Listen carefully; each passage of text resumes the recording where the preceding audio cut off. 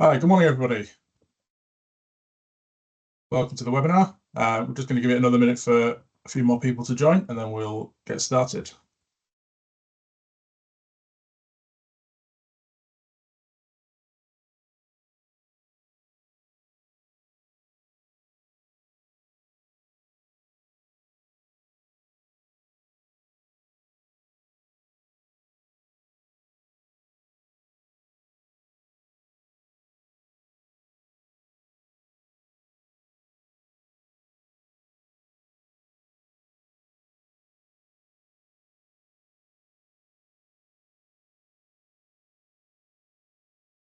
Okay, we'll make a start. So, let's say welcome, everybody. Thank you for joining this webinar. We're going to look through the Xilica Solaro DSP platform. Just to introduce myself, my name is Ross Welsh. I head up the technical support team here at Polar, the UK distributor for Xilica. And with me today, we've also got Jakob Rinman. He's the manager for solutions engineering at EMEA Xilica. He's based in Sweden. Yeah.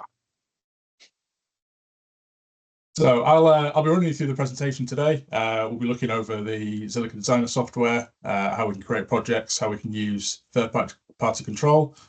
If you have any questions at any point during the webinar, feel free to put them into the chat.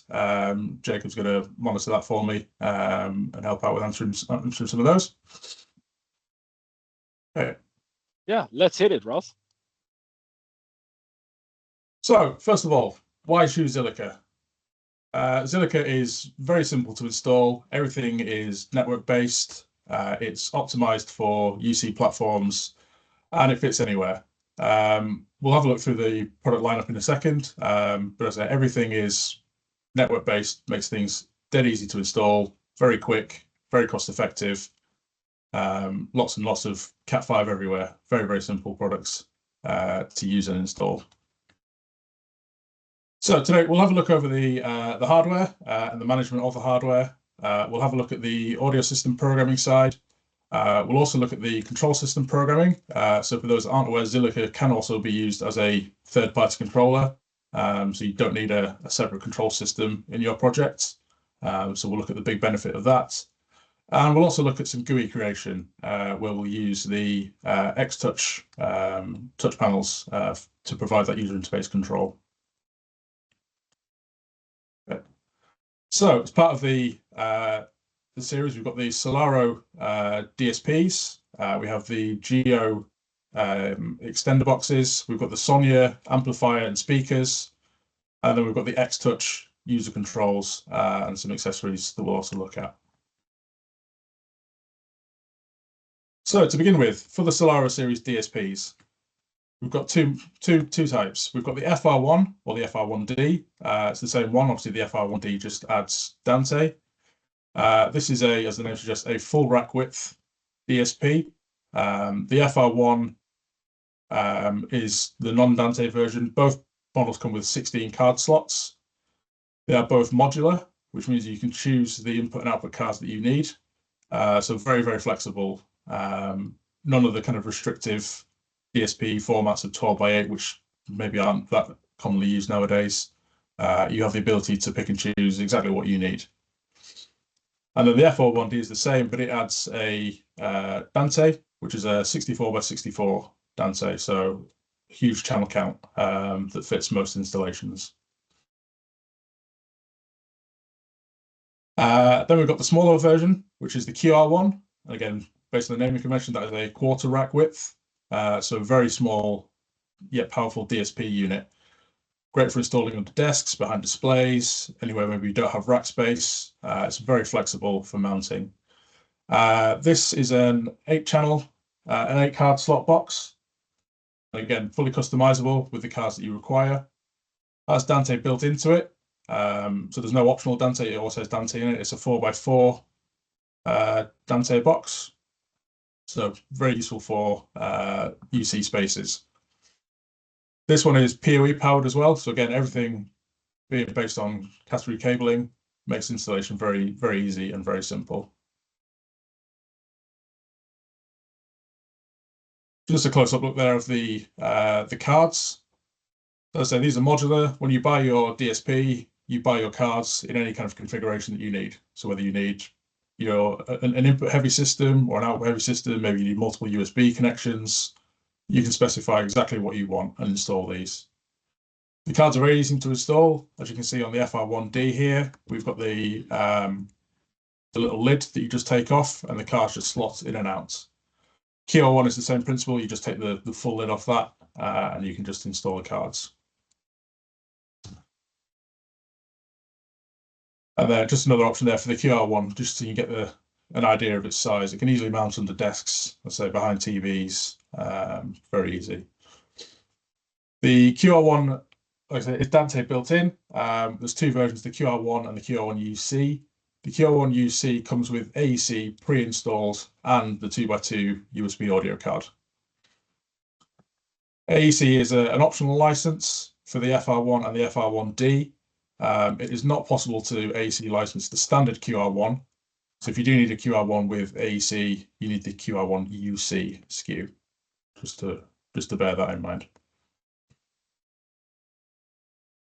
Okay. Then we have our Geo series devices. These are all Dante-based devices. We have the Geo USB. This is a 2x2 Dante device, PoE powered. USB-B connection that provides full UC connectivity, hooks, USB hook switching, full volume control, acts as an extension of the DSP itself. So it's the same as plugging into the inbuilt USB card. So these can be mounted anywhere, very small devices. And as they're Dante, they can also be used with any DSP platform that is Dante enabled. So if you have an existing Dante DSP system and you need to add additional UC points, you could use a Geo USB with that and just bring it into that DSP over a Dante connection.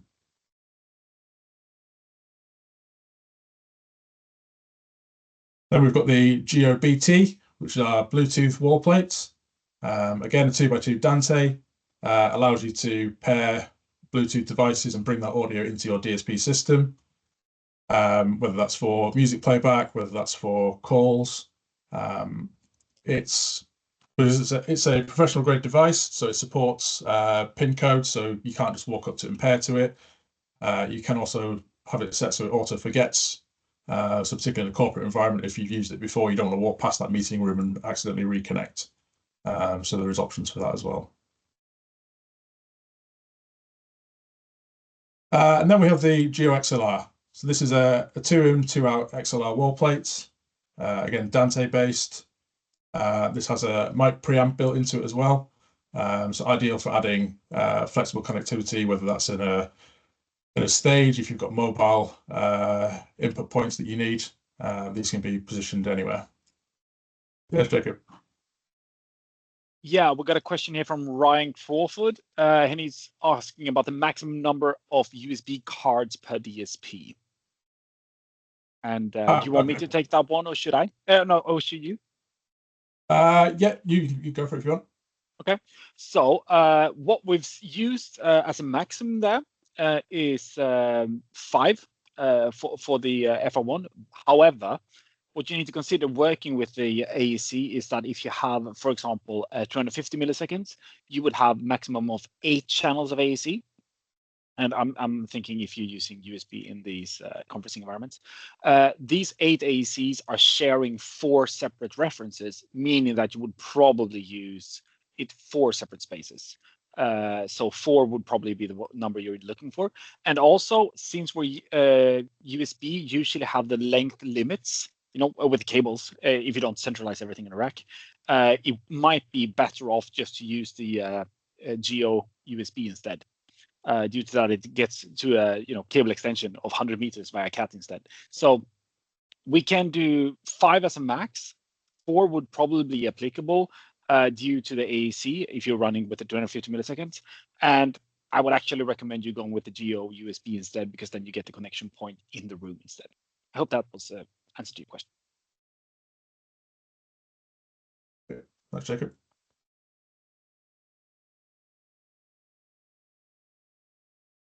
So that was the Geo series. Then we have the Sonya amplifier and C5 speakers that go with the Solaro series. So we have the Sonia amp. This is a PoE amp. It can mount to the back of a C5 speaker. So it can live in the ceiling space above the speaker, doesn't take up rack space. Again, simplifies installation. Everything is over a single cat cable. You run from your network switch into the Sonia amplifier. You then connect to your C5 speakers, which, while they are Cat5 cables, they are passive speakers, they're not active speakers. So you can have up to 2 speakers per channel, which allows you to have eight speakers on a single Sonia amplifier. And again, Dante based, you can have as many Sonia amplifiers and C5 speakers as you have Dante flows available to you. The additional benefit, as you can see on the picture, is there is also a mic port. So this allows you to also connect to your ceiling tile microphone, whatever brand that may be, and provide power and connectivity to that as well. So if you've got 8 speakers and a ceiling tile mic, you only have a single cat run from your rack up to the ceiling. Makes installation much quicker, much easier, much more cost effective.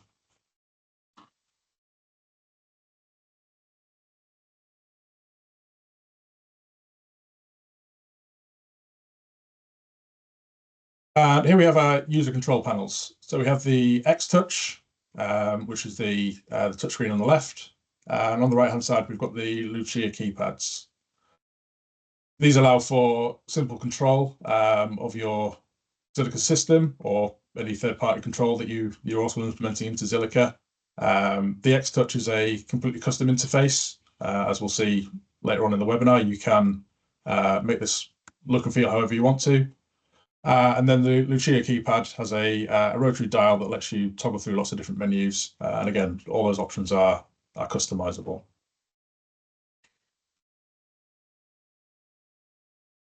We talked about the DSPs being modular, so you can specify your cards. These are the cards that are available. Just to note, the relays and the AES cards are actually now discontinued. So we have the analog inputs, analog outputs, the GPIO cards, and then the 2x2 USB audio. The GPIO cards need to be specified whether they are inputs or outputs on a per card basis. So you can't have a single card having a couple of inputs and a couple of outputs. They are fixed as it's either an input or it's an output for that full card.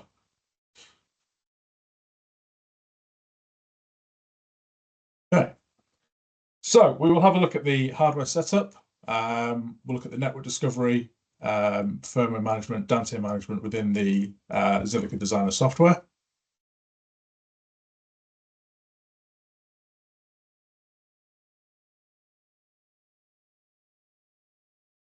View.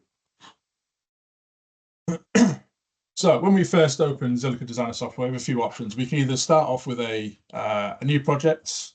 We can open an existing project that we already have, or we've got the option to start network view or Dante view. So for this purpose, I'm going to start on the network view tab.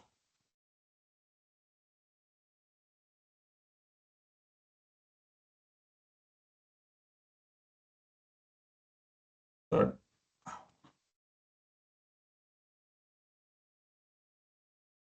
And from here, Xilica Designer will auto discover any of your Solaro devices. It will also discover any Dante devices as well. So if you have third-party Dante devices such as ceiling tile mics, they will also show up in here. And as we can see, it's indicated by we've got the alternate symbol on the ones that have Dante on them as well. So from here, we can configure our devices.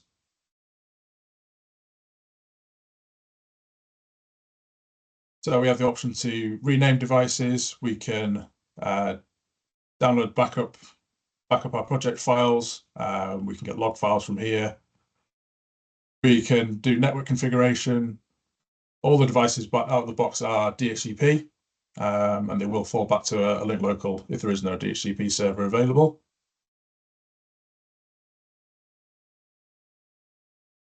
In here, we can choose different sampling rates. We can see whether AEC is installed. So this device here is a QR1UC, which has AEC pre-installed on it. This is where you can install an AEC license if you've got an FR1 or an FR1D DSP. The network view will also show you the cards that are populated inside your DSP. So this is what's important to make a note of when you come to create your projects, that you have your cards installed in which order. We can get some logs around the device usage. We have some options for the Dante, so it gives you some version numbers, the Dante chipset that's being used. We have the Dante network configuration option here as well, so you can go in and make changes to the Dante addressing as well as the main network side. We have some more Dante configuration, including sampling rates and encoding types. And then we can also name all of our channels. So if you're if you're used to using Dante controller and doing all the naming through there, you can do it all in here as well for both Solaro and non-Solaro devices. Nice straightforward user interface for that. Firmware updates for the Solaro devices are very simple. We go to Device Management. We have a Device Firmware Manager tab. In here, this lists all the firmware, both current and old firmware for all of our different devices. I have all files downloaded, so I have them available to me should I need them. It only takes a couple of minutes to download all the files. Once you've downloaded them, you have access to the release notes, so you can see the changes between each version. To then run the firmware, you simply right-click on the device and go to firmware update. Depending on the device will depend on what options you have. So for the QR1, I can do a full firmware update to both the frame and the cards. I also have the option to update just the cards or a single card. So if I add a card later on and I'm not entirely sure what firmware version it's on, I can choose to just update that card rather than doing the full DSP. So what you do is click that button. It'll give you a pop-up about removing the data from the device. So make sure you have a copy of the project before you perform an update.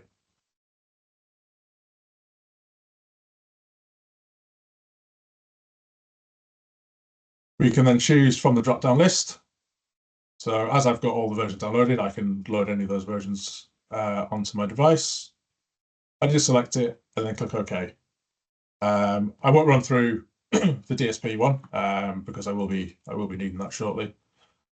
And then you'll get a message that the firmware is transferring across the top here where the name is, and then you'll get a flashing message appear above this purple box when the update is running through. At that point, you just leave the firmware to update. Process takes at most about 10 minutes, depending on the device.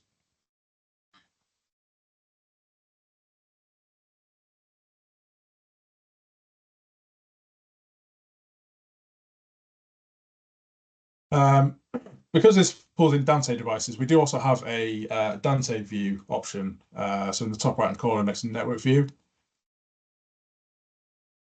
So in here, we can do Dante routing, just as you would do in Dante controller. So any routing you do here will also update and show in Dante controller. So whether you've got a preference of using that or whether you just want to use Dante controller or Xilica Designer, you can make routes nice and simply in here.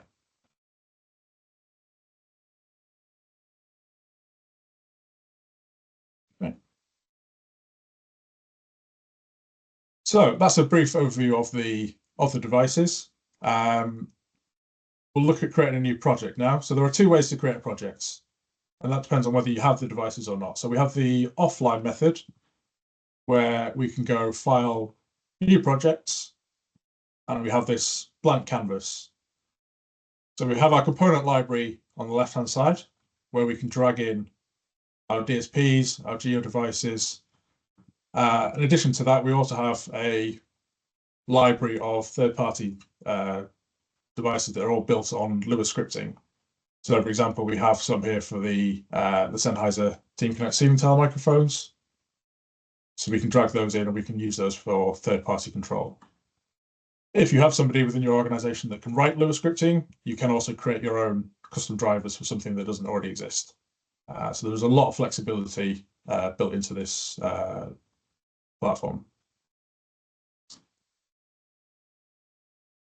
The other way, if you have all the devices online, as I do, is if you click each device, so it's highlighted in orange, and then control click, you have the option up here to create a new project from the selected devices. So if I click that, this auto-populates my canvas with all the devices that are in my project. The benefit of doing this, particularly when it comes to the DSPs, is it will auto-populate the card information. So we can see here on my QR1, it's pulled through the cards that I've got and tells me which slot they're in. If I was to drag in an empty QR1, or if I didn't have the device, I would then need to go through and specify which card is in which slot.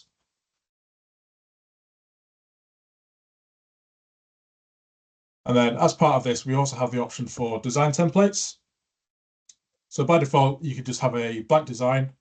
It'll just have the audio input and output blocks that you can then create yourself. Alternatively, you've got the option for these templates. So we've got small UC spaces,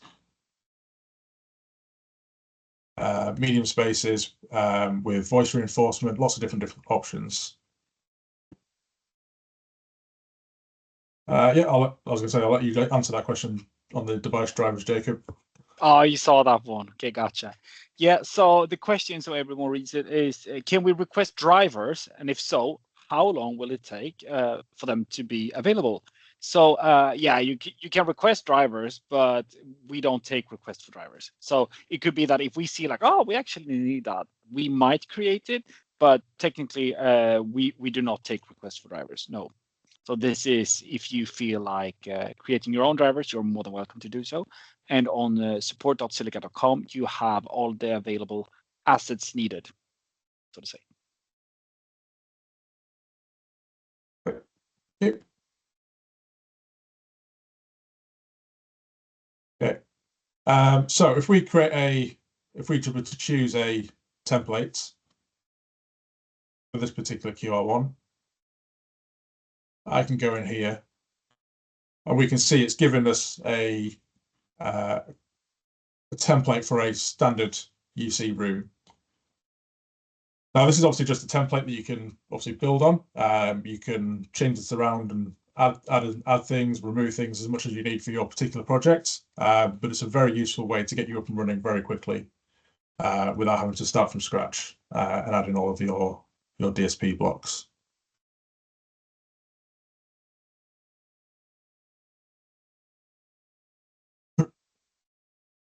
So we'll see on the component library, we've got all of our main devices here. When you are inside the DSP itself, you'll see that this changes. So we then have all of our DSP processing blocks that we can add in, whether that's gain blocks, mute blocks, mixers, anything like that. All of these can then be added in. So this list on the left will change depending on where you are in the Xilica Designer software. Once you're inside the DSP, you can then route all the inputs and outputs. So for example, if I want to route my USB card, I just need to select this to an input. You can either do single blocks at a time, or if you highlight an entire card, it will do all of those blocks together. So for the USB card, I can do both left and right at the same time. Same for my analog card.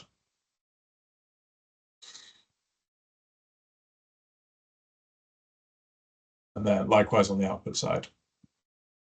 By default, we can see here that we've only got one Dante channel available to us. This is the default. So if we go back to our QR1, and there's a saying in Xilica, if it's not right, look to the right. We can see here we've got the properties for that particular device. So we can see that we've got the cards that have automatically pulled in through network view. I can then also make changes to this if it's not correct, or if I add cards at a later date. And then here I can choose the number of Dante channels that are available. So on the QR1, as I mentioned before, we have 4 channels. And then on the FR1, we have 64. Obviously, very useful to limit this number, particularly on an FR1, so you don't have 64 blocks showing up here and filling up your screen if you're not using them all. Now when I go back into the DSP, I can see there that I now have 4 blocks on this Dante card that I can then route on both the input and the output side. So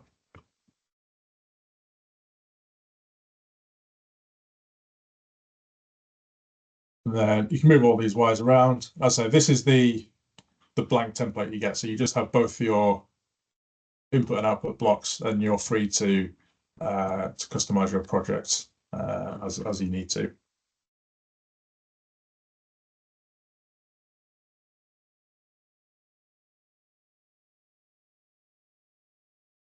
When you've created a project and you're ready to load to the device, you have to map the devices together.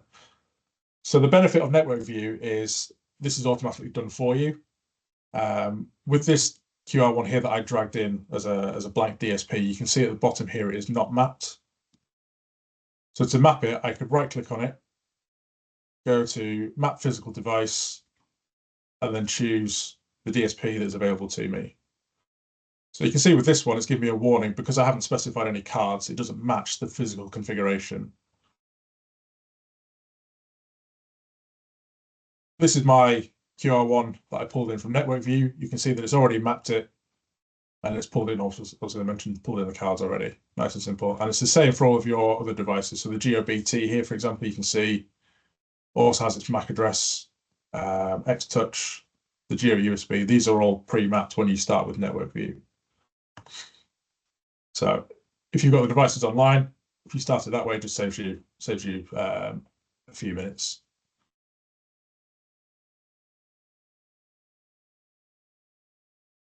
What I can then do is start to build up my system diagram. So if I have my Sonia amp, I can drag in my C5 speakers, link these to the channels.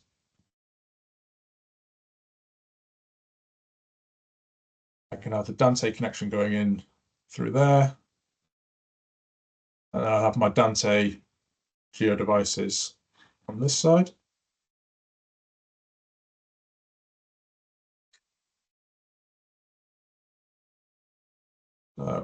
Just as I have my Bluetooth coming in here.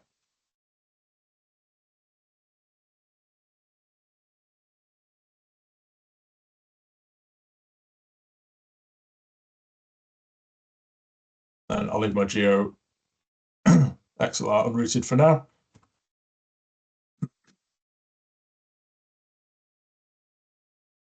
So when we're doing this, this is also allowing us to create Dante routing. So if I was to load this to my devices now, if I hit this button at the top, it'll ask me to save the project because I haven't saved it anyway yet.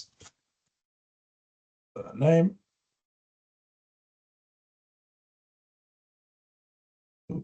Firmware mismatch somewhere.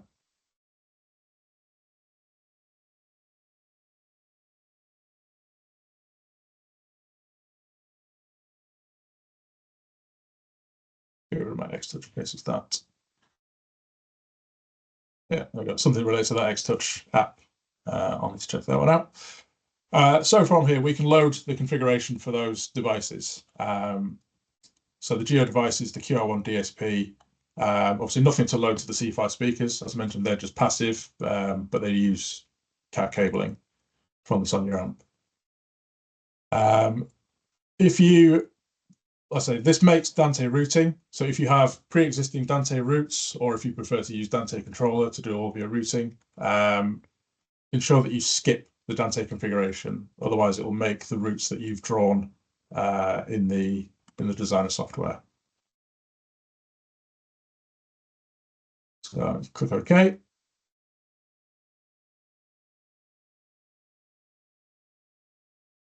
This will load to the hardware. And now I'm in the online mode.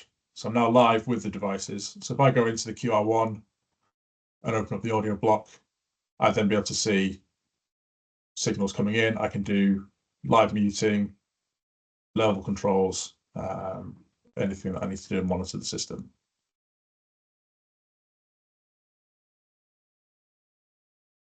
And then to go offline, I can just go back to design mode.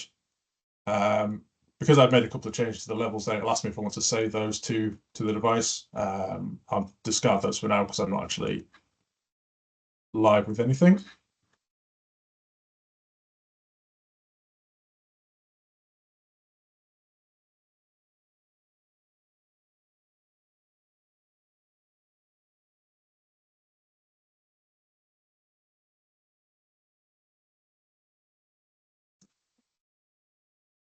Okay. That's the basis of our setup for our devices. We can make the routes, we can create a blank project, or we can use the templates. So the next thing we're going to look at is the use of presets. So in here, I can, if I want to say, have a preset that mutes some inputs, or if I want to mute the USB card. Actually, no, I'll do the audio input blocks. So from here, I can choose to have different types of presets. Active presets can be found in this drop-down box up here.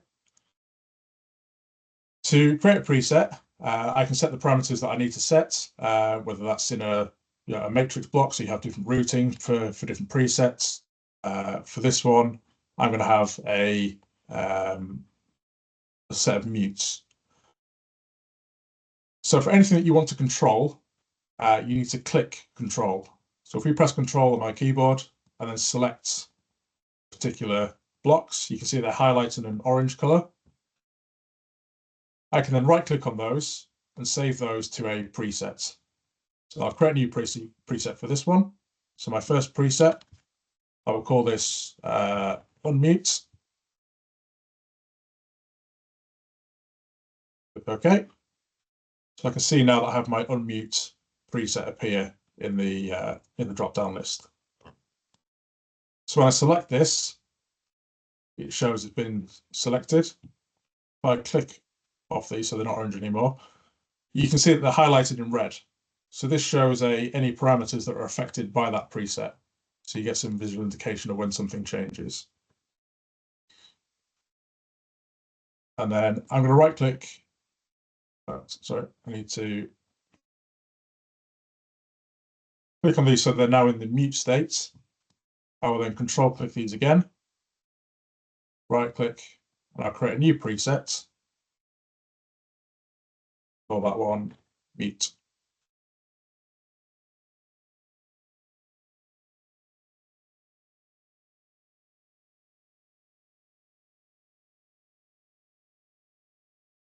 So now I can toggle through those two presets. You can see those mute blocks changing.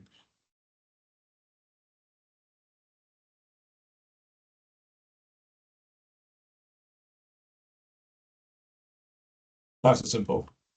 So these can be controlled either through third-party control. There is an API available on Xilica's website for a control from a third-party system. It's very simple and easy to use over TCP. One other thing we can use is we can use the GPIOs. So we have say a divisible room and room partitions. We can use the GPIOs to trigger those presets. So I'm just going to move these down here.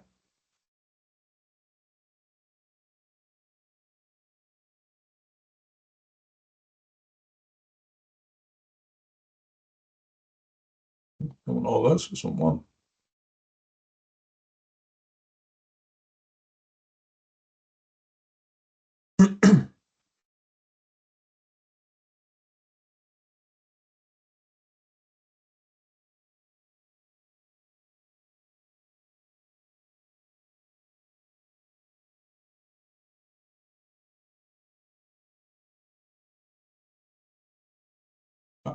Where's it gone?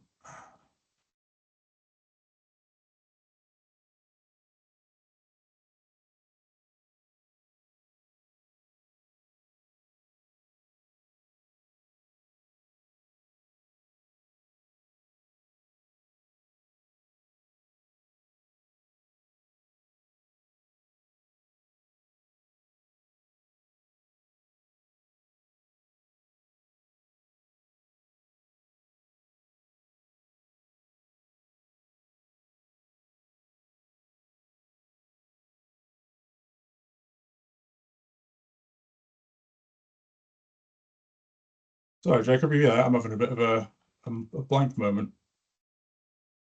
Sorry, I'm here. What are you looking at?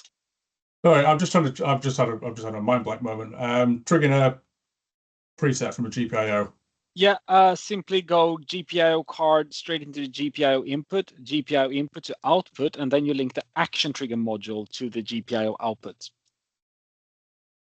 And if you're using the same GPIO connection, the S5, yeah, if you're using that as a toggling between two presets, you can use take both 1 and 2 to the connection of GPIO input 1. So you link them both, and then you can of course add a NOT block if you'd like to. But in the GPIO output, if you open it up, you can invert the state of number 2. There we so go. you would have a toggling functionality. You know it. Sorry, yeah, well, a bit of a mind blank there when I was looking for it. So with here, so we can bring in our GPIO input. This comes in, and we can have two outputs that go into an action trigger. So within here, we can then do a preset trigger.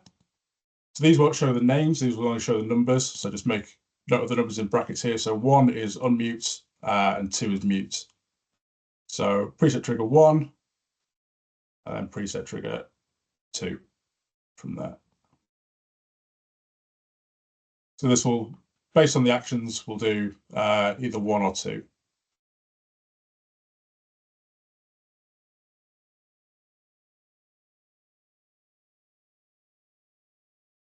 So we need to do a bit of logic on this. So whether it's the input is either active or inactive. So the easiest way to do this, if you open up this GPIO output block, or the input block, sorry, say if it's not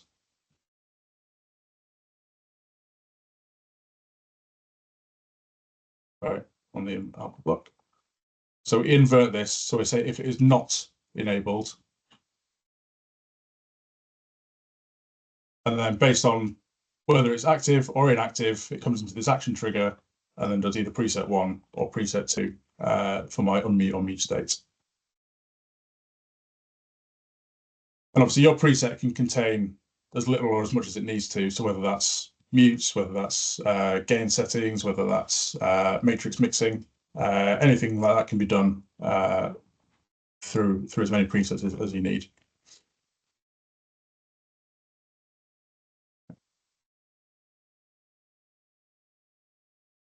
So the other thing we can do is have some user interface control. So I mentioned that we have both the Lucia keypads and the XTouch applications. So the Lucia being a little wall keypad, the XTouch being a free application. There is no licensing involved for this. It's completely free to use. This will run on Windows, Android, or Apple. So from here we can build our user interface on the XTouch.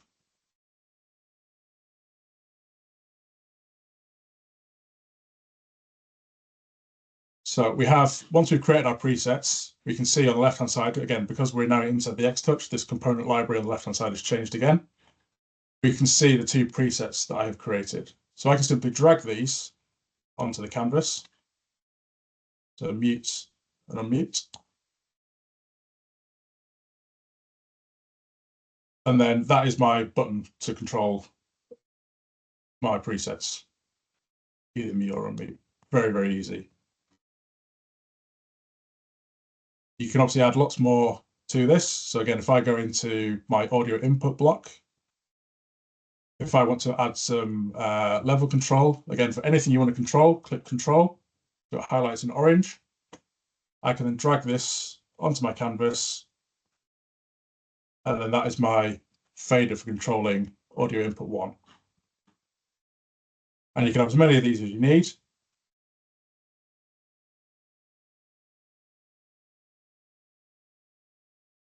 So I can drag those all in together.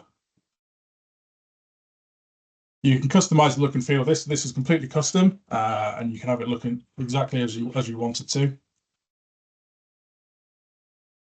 So when I click on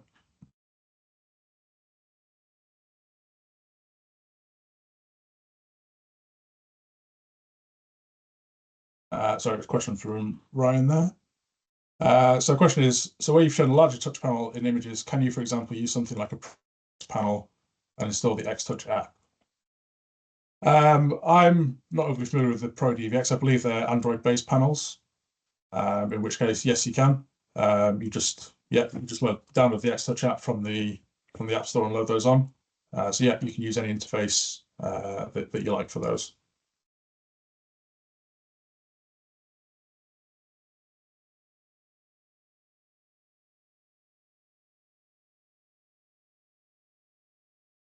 So this is just one page. You can add multiple pages to an XTouch app and have as much or as little control as you need. We can change obviously the background colors for buttons. We can select it. We can upload images and customize it to be however we want it to be. As part of the third-party device drivers, you can also add those into your XTouch. So if I take, just for as an example, the TCCM module, I can open this up. So all this functionality is coming from that Lua driver that's been created. So from here, for example, I could control click and drag in this button. And that button there will mute toggle that TCCM microphone. Dead easy. We don't have to write any code. We just need to add the functionality we need to our interface. Very simple and quick to do.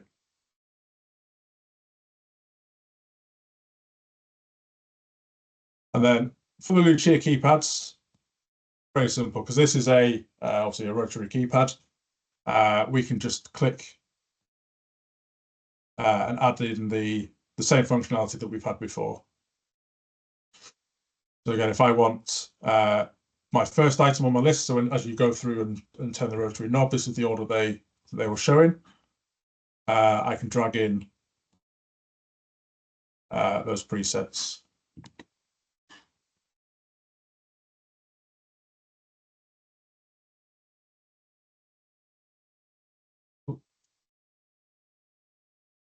PC's a little bit slow running Teams at the same time. Just trying to do this. And then for faders for this, we can also, again, I mentioned if you control click, I can drag a fader on. We can obviously change the labeling. We can change the type of control that it is. We can put timeouts on the keypad. When it comes to levels, we can specify minimum and maximum level. So if we want to limit the levels that the end user has, we can specify this here within the properties, so we can limit those. One thing we can also do with the Lucia keypads is we can stack levels. So if I drag that one onto there, drag the third one on, that one action will then control the level in all three spaces. So we can see on the bottom right hand side here, it tells me the channels that are assigned to that particular slot on the Lucia keypad.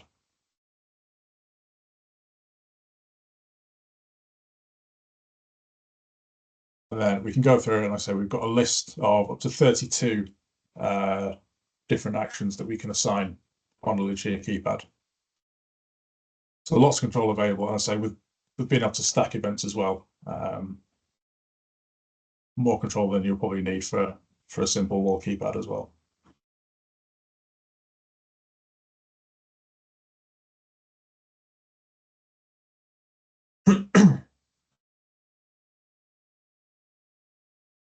As with the Sonia and the Geo devices, we have to map to a physical device. So if I just close down these.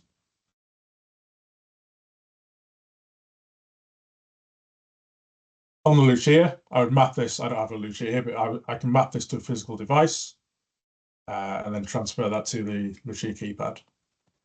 For the XTouch, there's a couple of different options.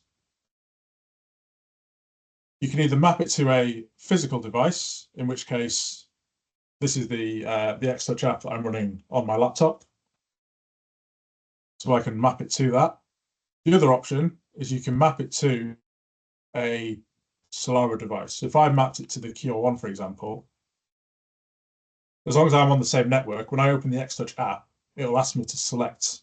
So if I have multiple DSPs or multiple files, it'll ask me to select which one I want to use, and I can select that, and it'll pull the user interface file into my XTouch app. So if that's on my phone, for example, if you have if you're using this like in a bar and you've got bar staff, they can easily access the controls for, say, source switching or some volume control on their own phone. You don't necessarily have to have a dedicated keypad. As long as you're on the same network, it will pull that file through.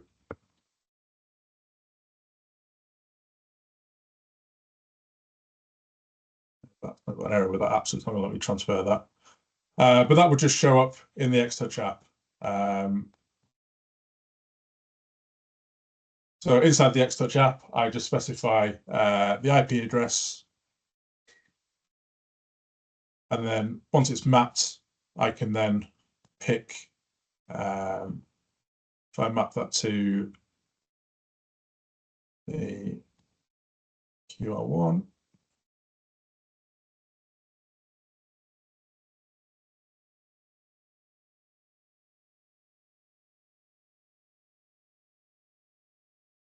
let me note this one.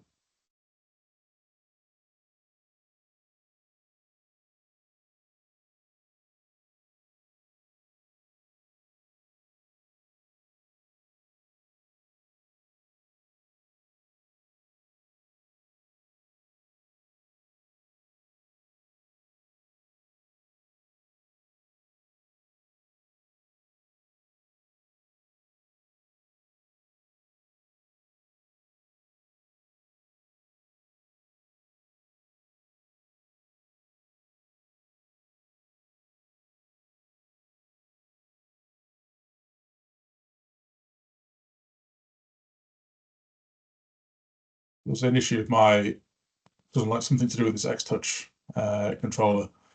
But that would give me my device list, and I select that, and it will pull in the user interface file that I've created on that XTouch app.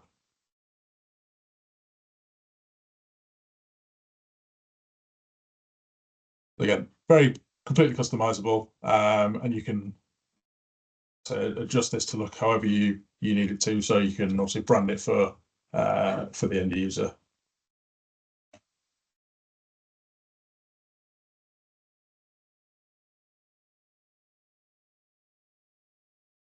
Maybe just popping in here, Ross.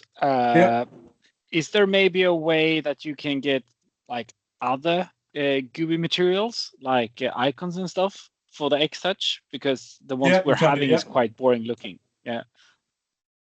There is, yeah.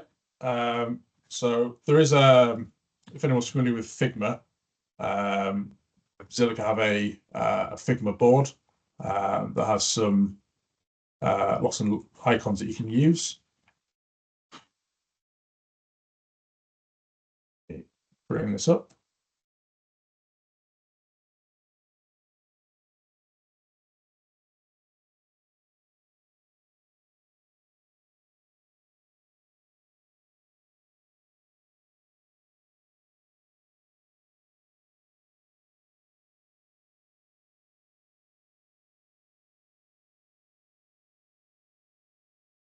So yeah, this is the Figma board the Xilica created. So there's lots of different icons that you can use here. So you can take any of these icons. You can customize the look and feel of them. So let's zoom in on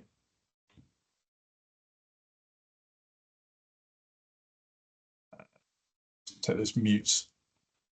So from here we can change the layouts and dimensions. We can change the appearances. We can select different colors for this. So we can change the outlines. We can change fill colors. And then once you've created all these, you can then just export those as graphics, and you can pull those into Xilica Designer. So if anyone's graphically challenged, like I am, I'm not the best at creating user interfaces. Something like this is incredibly useful to get started to create some really nice looking UI designs.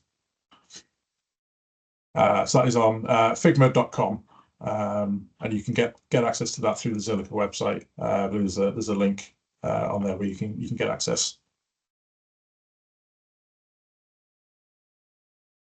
Lots of different icons. So very useful free resource to help create some nice looking UIs.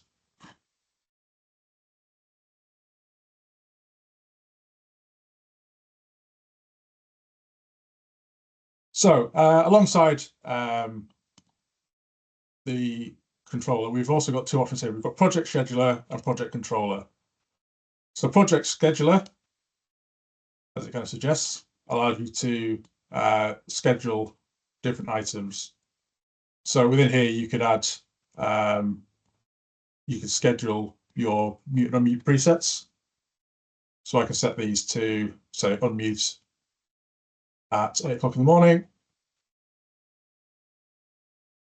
and then mute at 8 o'clock at night, for example.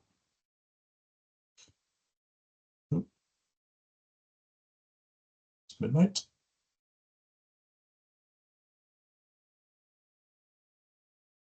We can recall these presets. We don't need to manually control them. If a room needs to be set up a certain way, we can also have a preset with the levels set where they need to be. So if somebody makes changes during the day, the next morning that preset will kick in automatically and reconfigure the room back to its default state.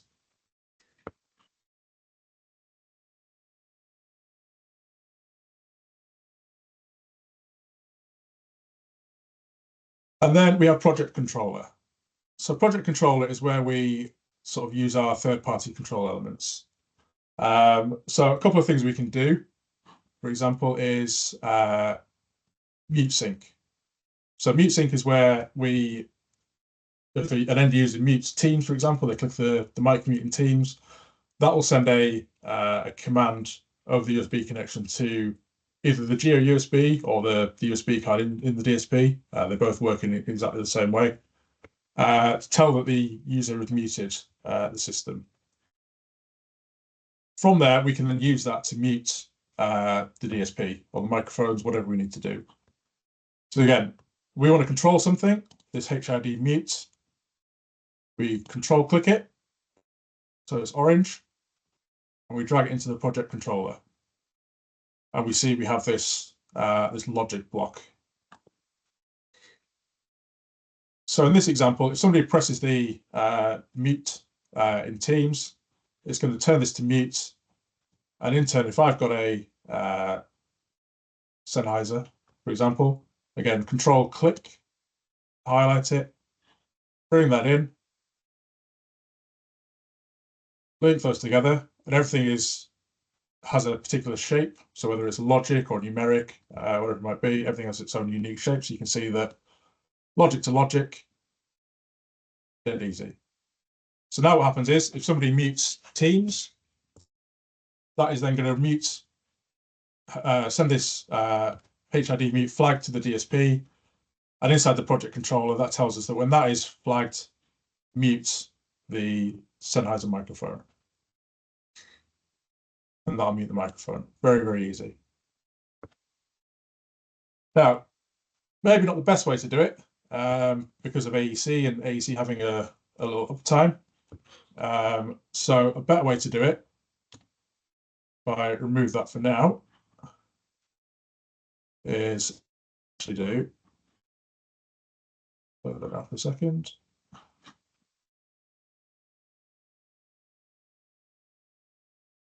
Go into my DSP. For this purpose, I'm going to drag in a new one and use the demo.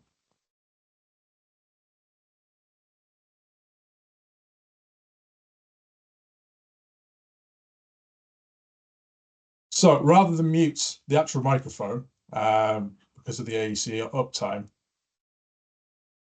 it may actually be better to mute the DSP itself. So if I was to drag in a mute block, then So if I delete that one.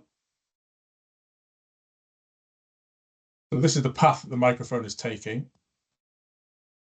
And instead, I'm actually going to mute this.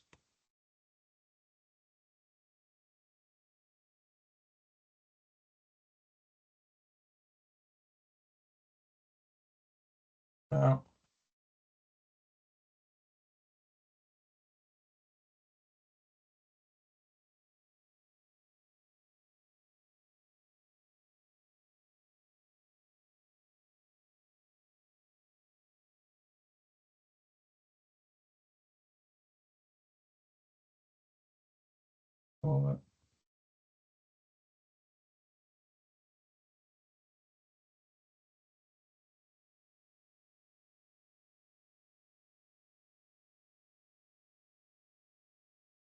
so in turn, that is actually going to mute this channel inside the DSP. So the microphone is still active. The signal is coming into the DSP, but I'm muting it after that point. So the AEC reference has still got an active signal coming in. So there's never going to be any uptime apart from obviously when the DSP first comes online. So there's always a constant signal in there. What I can then do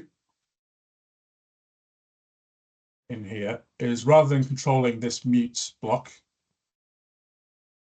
if I go to the device, what I'm going to do is I'm just going to change this color in here.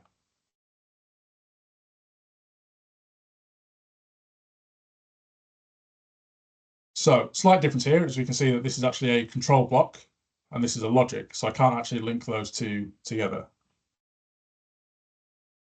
So again, in the project controller, our component library has changed. So we have lots of different options here. So we want to convert in here.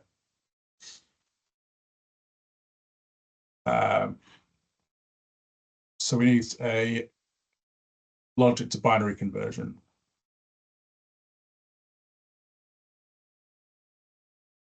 Oh, no, I don't, sorry. Logic to numeric, wrong one.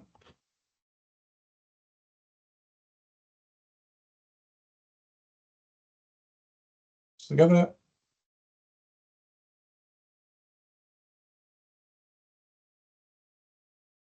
And then in here, depending on the logic, I can have two states.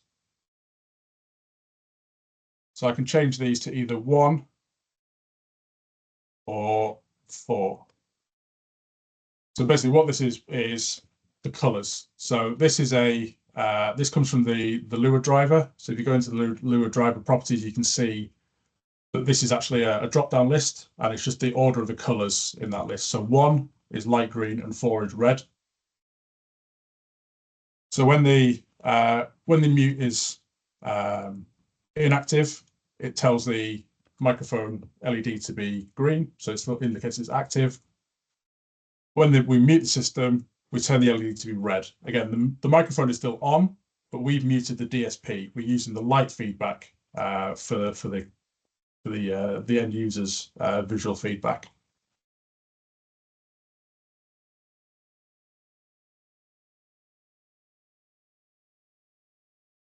So very simple to create some control there. We haven't really had to do any programming. We just need a little bit of logic just to convert between the different types.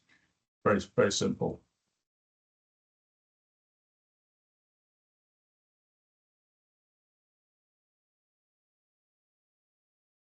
And then one last thing just before we finish, we have the option for, again, third-party control. Doesn't actually have to be related to the DSP itself.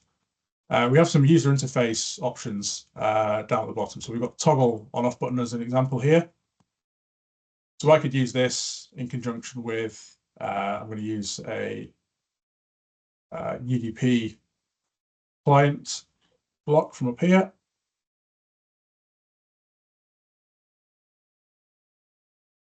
Again, we'll need a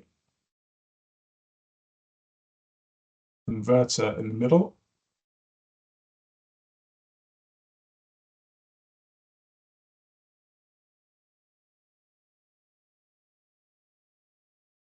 I don't know what the data want. I get my data types mixed up. My screen makes those look the same. So in here, this is where we specify the IP address details of our device. So we put in the IP address, we put in the port number, so it's a telnet connection, for example, and that'll open up a connection to the device. We can then use this button for control. And in here, we can put in our two strings. So if it's a TV, we could do power on, power off. So whenever we toggle that button, it'll either turn the TV on or turn it off. And this provides us with the ability to control any device over an IP connection without the need for a separate third-party control system. A very big benefit of the Solaro platform there.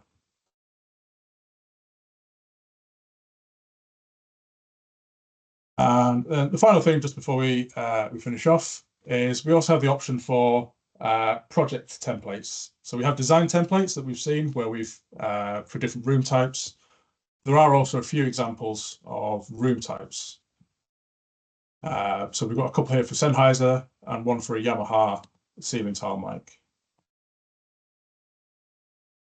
So this is already pre-created for you, so you can load this in and get going straight away with the system. So this comprises of a laptop into a QR1. We've got our Sonya amplifier driving 4 C5 speakers. We've got the TCCM microphone. We've got a Visca camera. We've added a PoE switch. We've got room control through an XTouch. We've also got a follow me configuration. This basically is all set up to allow for voice tracking. So the data in these drivers will automatically pull in the active beam on the microphone and control the camera to the correct positions. You set your cameras up in the correct presets, and it'll recall those. Very easy. So a couple of things with this. Obviously, we've added a network switch. Obviously, this isn't doing any kind of configuration of a network switch, so why have this in here? This is because Xilica Designer also allows you to create schematics, essentially. So if I go to project, I can do an export of the drawings and also the export of the bill of materials.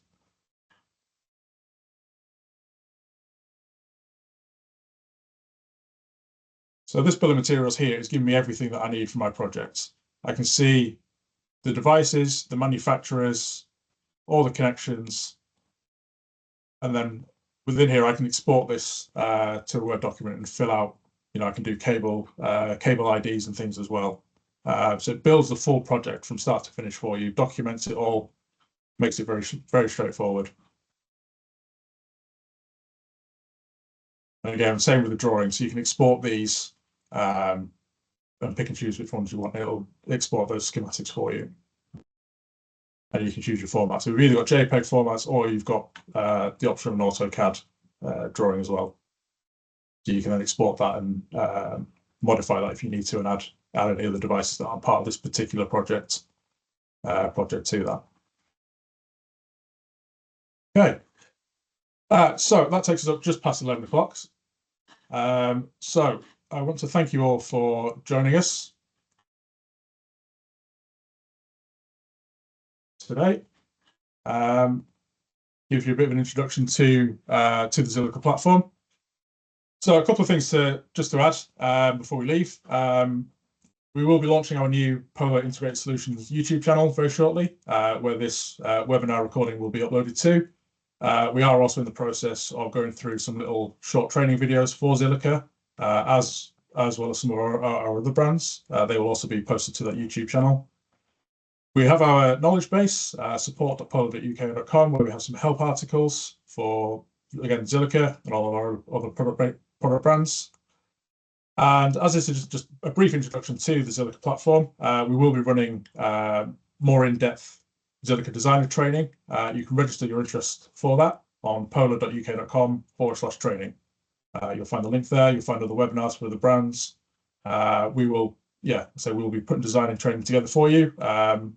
we're happy to visit people. If we can get the numbers from individual companies, we will happily travel and bring this to you, bring some hardware to you for you to have a play around with, and hopefully really drive the interest in Xilica. But yeah, that's all for today, everybody, and I hope you enjoyed the session, and we'll look forward to seeing you again soon. Thanks very much. Thank you. Bye. Have a great day. Bye.